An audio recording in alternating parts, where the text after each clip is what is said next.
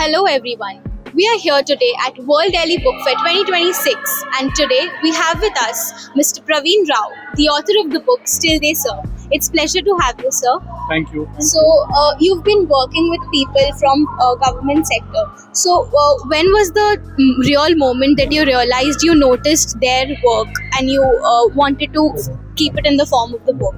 See, when COVID came or when we listen a lot of disasters across the country, at that time we don't see that who is help. It's the public servants. They jump on and they are bound to help us. So that has given me a kick that their stories should be recognized. My next thing was while researching about the book. So there are many things. Which stories stayed with you after a long of time? Like which stopped for the writing of the day? For example, you took a chapter, and what was that one story which stayed with you? See, I have seen, because I'm surrounded with a lot of public servants based on my profile. So I daily work with them. So there is no any specific set of people. I work with the lowest level of employees to the highest level of employees. So maybe I can count up to from the clerks till the senior bureaucrats. So considering this environment, considering this ecosystem, I'm bound to walk through these people. I'm bound to work with these people. So specifically, what kicked me or any specific incident which I have seen, which has actually given me that motivation. So my father was in railways. I have seen him, working in day and night shifts and all. So railways was a complete impression was there on me that how they work 24/7. Correct. We all know Yes. that you think about drivers, you think about station masters. So during my childhood, I used to see that there is a particular employee that we call it as gangmen. They run on railway tracks, they walk on railway tracks actually, and they cover a lot of kilometers by fixing the couplings or Correct. checking the errors. Yes. So I have seen that hard work in any season, let it be rain, summer, winter. We see that that guy is walking more than 10 to 15 kilometers, checking the track, checking all Yes. couplings. So I personally feel that character has actually inspired. That is actually, yeah, we see that in our day-to-day lives, but bringing it into the form of the book So is actually, really I used to stay in a railway quarters, and Okay. from my father's, so we all were in a railway quarters, and specifically from our window, this frame was always visible. So we used to listen this sound of somebody hitting on the couplings. So that every day. stayed with you. So that sound actually stayed with me, and in the same way, I used to see that a big hammer is hitting that particular coupling. So maybe that was still in my as a fresh memory. It still carries. So who do you think this book will change the perspective the most? So a policymaker or a citizen or a young aspirant of UPSC?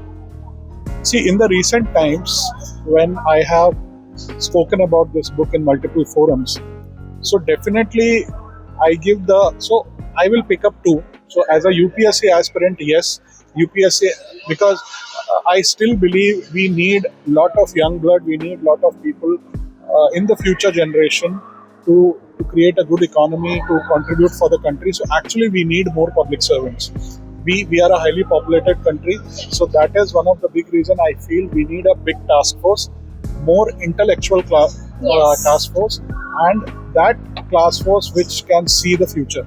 So definitely a UPSC aspirant as a Yes. rank one.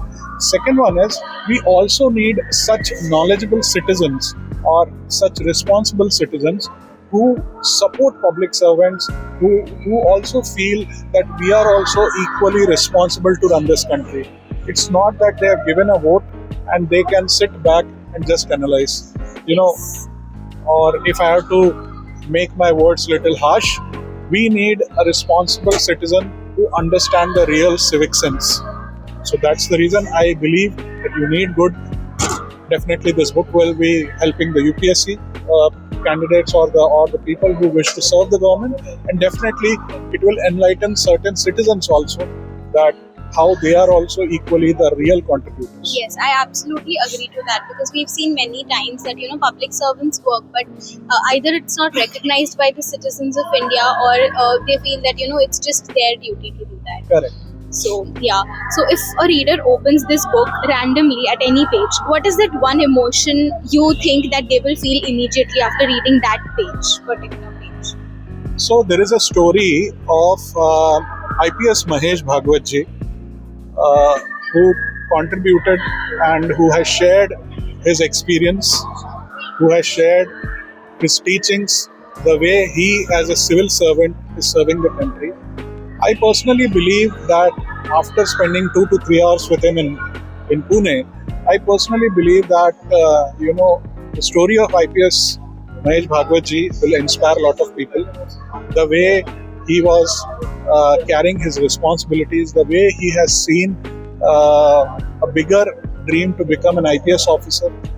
So I have a lot of regards for that, or you can say my favorite. So definitely I believe that whoever will read this chapter will connect with him. And by the way, I want to add on here that IPS Mahesh Bhagwat ji is, supporting a lot of UPSC students and needy people to get into civil services. So I know his notable work and I'm a big fan of that work.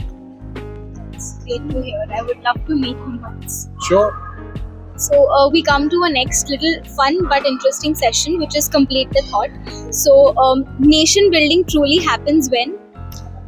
Nation building truly happens when you feel that you are also a part of that nation. Okay. Public service becomes invisible because?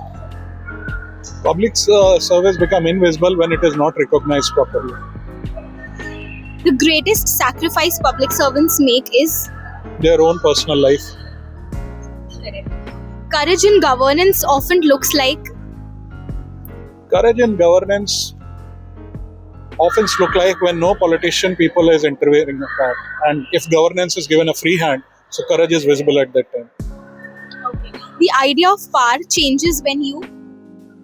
The idea of power changes when you empower those people to do their duty. And last not least, service continues despite hardship because? Service continues because without hardship, right? Service continues because they love their work, they love the nation. That's why it continues. Okay, another fun segment in the last segment for this or that. So, frontline workers or administrative officers? Both. First frontline, then administrator. Both are interconnected. You can't choose one. Quiet consistency or heroic moments? Quiet consistency, because that is visible first. Policy impact or human stories? Human stories. Institutional discipline or personal coincidence? Institutional discipline. Okay. A recognition or responsibility? Responsibility first, then recognition will come. Okay. To conclude this, I would just like to ask one question. If this book were to be read aloud to one group in India, who would you choose and why?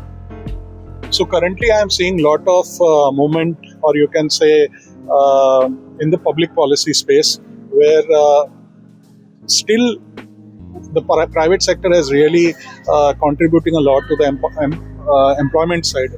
But there are, people in many segments, lot of ecosystem who are getting attracted towards civil services. I personally believe the Indian youth should read it, that how a man or a woman who has got into civil services, got into government profiles with their own, hard work. Definitely, it will be a game changer for them. And on the other side, I wish some citizens also to read this, because every time you can't criticize. You are a part of that ecosystem, so you can't criticize every time because you have contributed a vote, so your job is over. No. So thank you, sir, for such a lovely conversation. I request all our viewers and readers, especially out there, even UPSC aspirants, that this book is for you, and all the citizens out there. It's not just that, voting will help. We have to support our public servants, and that is how the country will rise. Jai Hind. Yeah. Thank you. Thank you.